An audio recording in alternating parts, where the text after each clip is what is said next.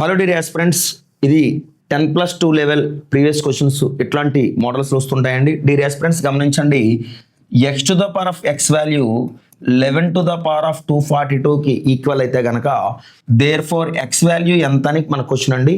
ఒకసారి చూడండి friends, x to the power of x equal to 11 to the power of 2 into 121గా రాసుకోవచ్చా లేదా? ఖచ్చితంగా రాసుకోవచ్చు. ఎందుకంటే ఈ 242 అనేది ఏంటంటే 2 ఇంటూ 121గా రాసుకోవచ్చు అండి. ఓకేనండి. So X to the power of X equal to, చూడండి ఫ్రెండ్స్, 11 స్క్వేర్ ఏమవుతుందంటే 121 అండి. ఆ పైన పవర్లో 121 ఉందండి. డియర్ ఆస్పిరెంట్స్ గమనించండి, లెఫ్ట్ హ్యాండ్ సైడ్లో బేస్ అండ్ ఎక్స్పోనెంట్ ఈక్వల్ అయ్యి రైట్ హ్యాండ్ సైడ్లో base and exponent value equal అయితే కనుక దేనికి అదే ఈక్వల్ అవుతుందండి. దేర్ ఫోర్ ఎక్స్ వాల్యూ ఎంత అంటే కనుక 121 అండి. రైట్, ఈ 121 ఏ ఆప్షన్లో ఉందంటే కనుక ఫస్ట్ ఆప్షన్లో ఉందండి. Right friends.